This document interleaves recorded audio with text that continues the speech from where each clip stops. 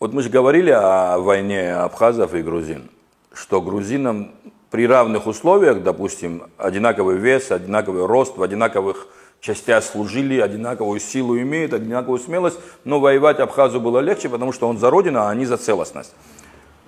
У власти и у оппозиции сейчас, к сожалению, силы не равны.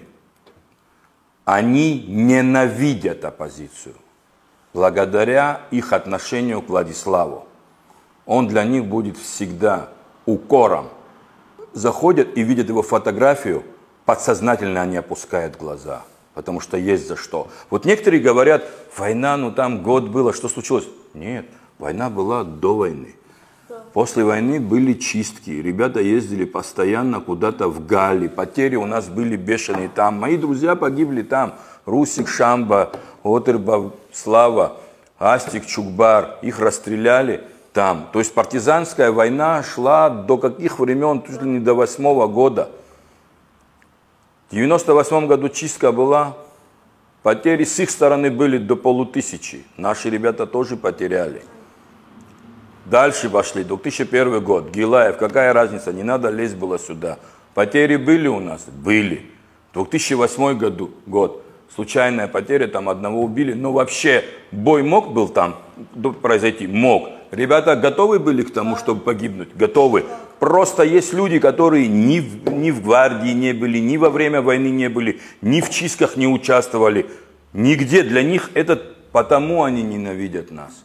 Если просто одна война была, есть ребята, которые после войны так отличились, что мы забыли, что их не было во время войны. Они ярче себя проявили потом, чем многие во время войны. Ну, есть ребята, которые что был, что не был, такой скромный парень, со всеми пошел, со всеми пришел, пуля не попала, молодец, сидит своими делами занимается.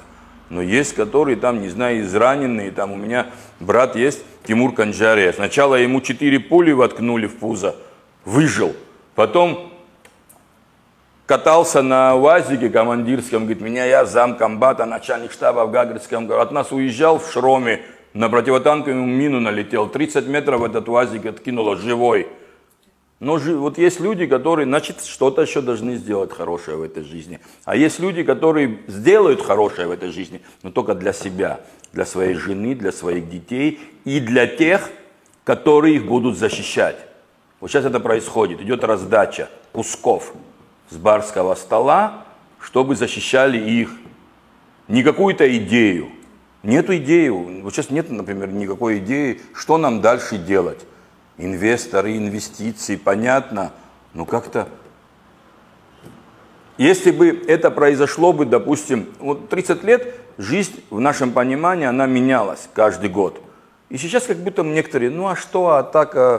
А если бы мы вот попали бы с 93-го года вот сейчас сюда, половина бы застрелились. Это 100%. Половина бы сошли бы с ума.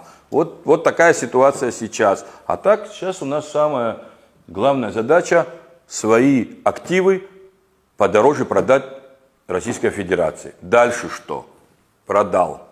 Ну, к примеру, там.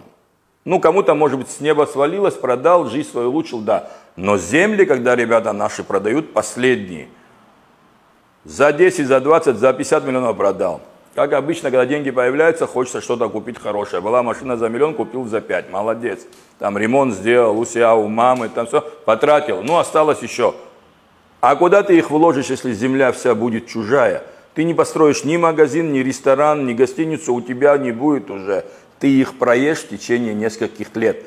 И будешь на новом районе квартиру снимать. И локти кусать, но потом уже никто не поможет и никогда. Не знаю, ну, может быть, мне нечего продавать за такие огромные суммы, и поэтому мне легко так говорить. Ну и хорошо, что есть еще люди, которым нечего продать. А то, если всем нам было бы что продать, может быть, уже давно бы переписали. Может, сдались бы или тем, или этим, какая разница. Поэтому итог какой-то должен быть. Мы должны развиваться именно в этом духе. За что погибли вот эти люди? Вот сейчас нас постоянно попрекают Россией. Сейчас на моем счету, тех, кого я знал и о которых я узнал, человек 11 привезли сюда уже, оттуда. Нас по отношению к русским 1 к 1000. Я не видел такого конфликта, в котором Россия, воюя за нас, потеряла 11 тысяч человек. Поэтому с математикой у меня отлично, и когда нас упрекают, нам всегда есть что сказать. Вот эти 11 смертей, они перевешивают все их миллиарды, их пенсии и прочее. А насчет пенсий, когда попрекают пенсиями, каждый президент, любой, который был, что сделал для того, чтобы пенсия не с 500 до 3 увеличилась, а хотя бы с 500 до 10 тысяч. 10 тысяч по российским меркам тоже мало, но это было бы соизмеримо. Сейчас-то у нас хорошо все, и бюджет, и отдыхающие попрут, министр там озвучивает, приедет, сейчас модное слово такое, беспрецедентное количество, это никакое, короче, нельзя определить, 2 миллиона, 3, там 5 беспрецедентное, потом, если не получится, он же цифру не называл, беспрецедентное. Вот. Приедут люди, оставят деньги, у нас нету своей валюты, они оставят рубли. Мы должны их вкладывать в свое производство или в сельское хозяйство, чтобы потом продукт продавать, а не сырье. Что для этого делается? Профукали зимний сезон мандариновый. У народа мандарины сгнили на корню. Да. Кто в этом виноват? У меня большой вопрос. Можно же было выступить, извините, хотели как лучше, не получилось, простите, возместим. Было сказано? Нет. Катаются, короче, они горды дружбой с олигархами.